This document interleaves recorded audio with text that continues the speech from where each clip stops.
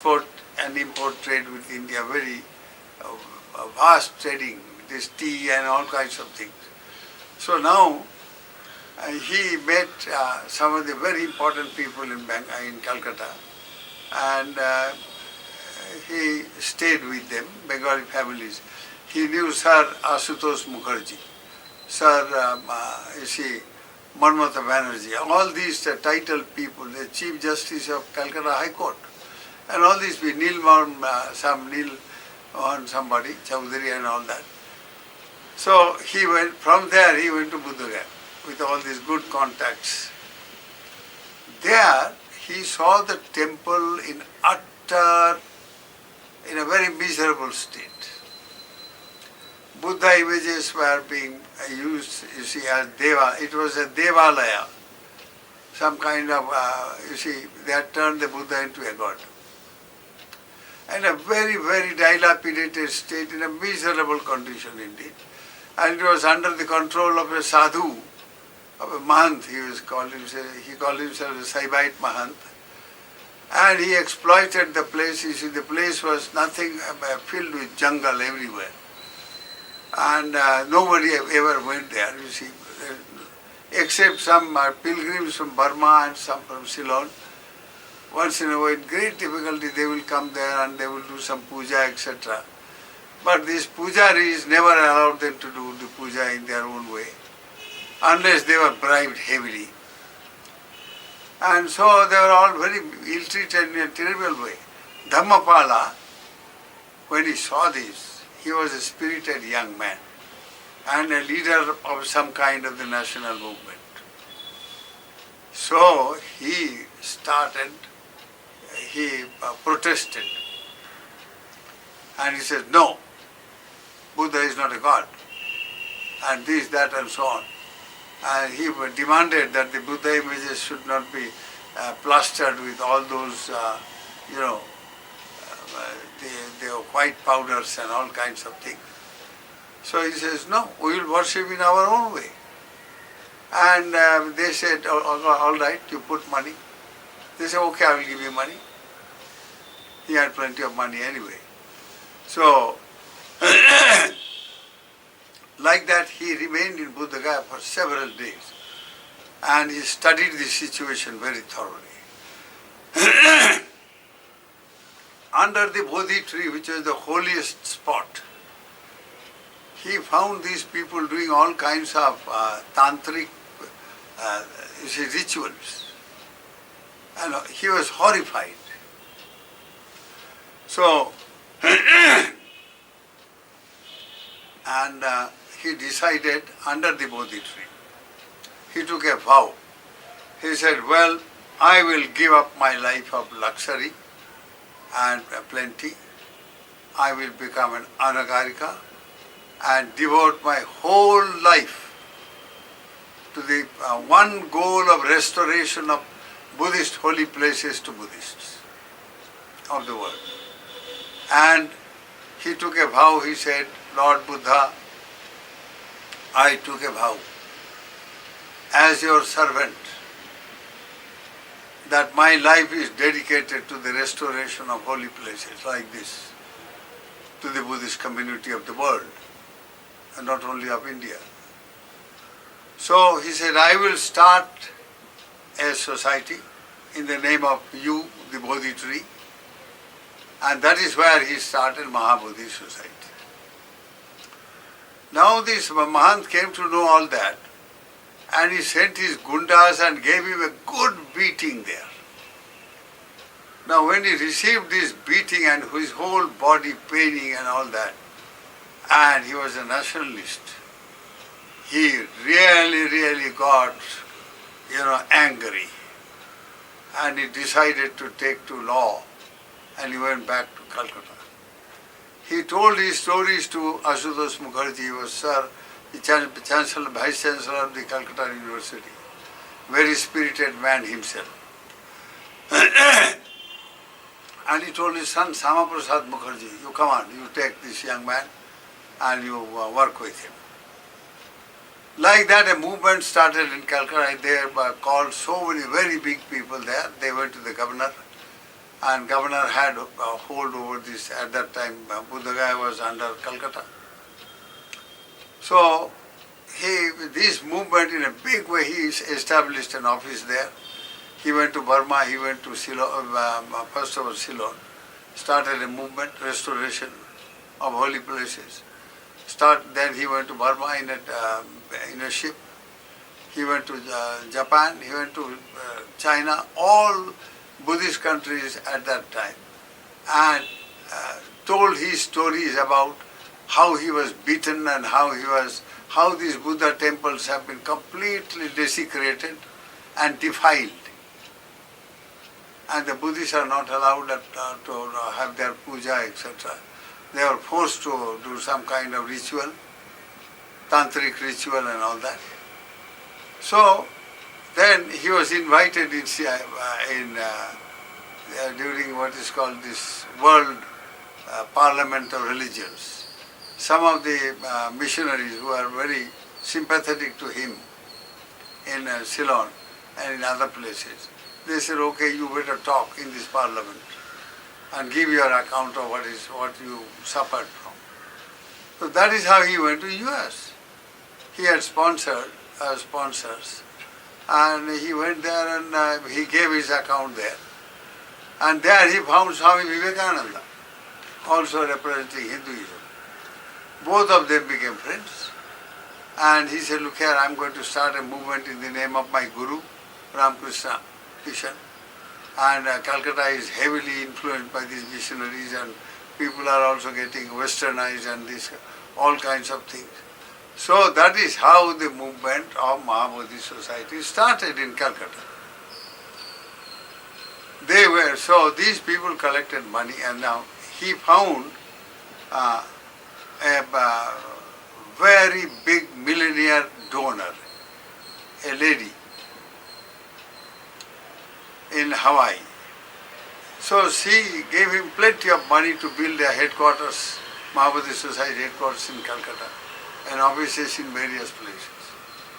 So with all that huge dollar fund available to him, Dhammapala, now he collected some young monks from Ceylon and started his headquarters in various places, say in Banaras, Sarnath in a big way. Calcutta, Sarnath, then Calcutta, various other holy places. And Mahabodhi Society during his time thrived. He started this Buddhist pilgrimage movement. So hundreds and thousands of pilgrims came from all over the world and to see these holy places. And my goodness, they were so profoundly inspired.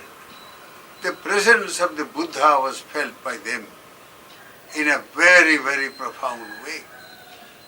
And they helped Mahabodhi Society, founded by Dhammapala. And then of course later on Dhammapala passed away and these monks, they had nobody to guide them. Later on this movement sort of dwindled into a pure and simple tourist movement. Then the business community from all these countries, they are like hawks. They all gathered together and it became a tourist movement. Mahabodhi Society became, unfortunately, a center just for feeding these foreign tourists, and they got involved in business and the whole thing became a business-oriented thing.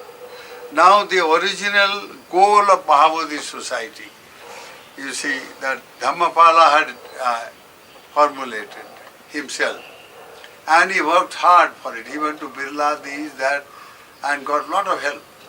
He founded these dharmasalas with the help of Birlas and others. Now, you see, that part of it, the revival part of it, just went into the background and nobody cared. Not one Indian Buddhist monk was ever ordained. But a few of them, on their own, they came in contact somehow. and they studied, and they went to Ceylon, they went to various places and became monks. Rahul Sankirtayan, Ananda Kausalayan, Jagadish Kashyap, then I myself, and Buddharakkhita and so on. So some of these are the first Indian monks in Sri, and they found that this tourist movement had nothing to do with the revival movement. So the story of Bangalore Mahabodhi Society was that, you see, I happened to be, I was invited by Burmese government during the Chhatta Sanghayana and involved in that. And then came Jagadish Kashyapji said, look here, now Jawaharlal Nehru has given us money to start this Nalanda, you come and teach there. So I went there and taught, but then they wanted me to be a government servant, so I didn't like to be a government servant. So during 2,500 years, I resigned and went to Bodh Gaya. And there I saw, it was, you see, Dhammapala's movement has succeeded. All the holy places were restored, and Government of India took over under the, you see, the archaeological department. All these temples came and they really cleansed the whole thing. The places became very nice, big, you know, the temples were restored. A lot of money was spent by the government, the archaeological department. And then Dhammapada established his headquarters everywhere in a big way. And monks were put there, and of course they did their very best, you see, to teach, but mostly they got involved with a large crowd of foreign tourists from Ceylon, Burma, everywhere throughout Asia and Europe and America. So Dhammapala, he did his best and he succeeded in restoring all these holy places to the Buddhist of India and then Buddhist of the world. So his task was successful and fulfilled, but the revival of Buddhism in India remained to be done, and that was taken up by some of our Indian monks, and I happened to be one of them, and started here. We came in 56, when we had the Buddha Jayanti, 2,500 years. I stayed in Bodh Gaya for a month and did puja. And after resigning, I thought what to do. Then Dhammapala's niece, Mrs. Manasingha, came to me, and she was a Dayaka when I was in Ceylon studying under great teachers. So she was my Dayaka Amma. So she said, why don't you Bhante take up this Bangalore project? They had given us this land and nobody there to do anything. That is how we came and started Mahabodhi Society here.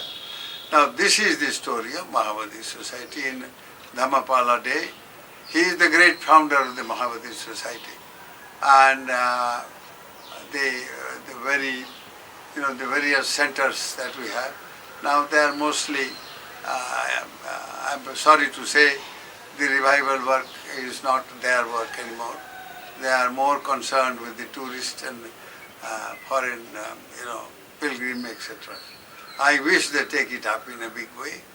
And but here in Bangalore, we did our very best, and here we have a good center now. And we have taken up a lot of work. Venerable Ananda has been doing very fine work. He is the General Secretary. And my other pupils, Venerable Sanghasena and so on. We have many centers now in Arunachala. Very good, centers have been opened up there. We have got the latest program is the Mahabodhi College there for the Buddhists. Now Arunachal is the one state in whole of India where we have Buddhists who have preserved the original teachings of the Buddha. They are all Buddhist tribes, originally from Burma, and before that from Yunnan, Thai country. And they are very devout Buddhists There are these Khamtis, Simpu, Pakia, Aiton, and these Khamya, and so on, very many. They have retained that, you see, Buddhist traditions. So the false propaganda by sectarians who say, no, we succeeded in wiping out Buddhism from the face of India. They boast. That is 100% lie. Buddhism never died. It existed, but in hibernating form. It's like a big bear in a huge Himalayan cave, sleeping for 6 months, hibernating. Thereafter it comes out and becomes very, very active. So the original Buddha's teachings are very much alive. The bare Buddhism is awake. And my dears, all of us should dedicate our lives like the great, our pioneer, Venerable Dhammapala, like him. So with this I conclude. May the grace of Lord Buddha, may the blessings of Buddha, his Dhamma and Sangha surround your lives with wisdom and well-being. May you all be happy and well. Sukhino bhavantu.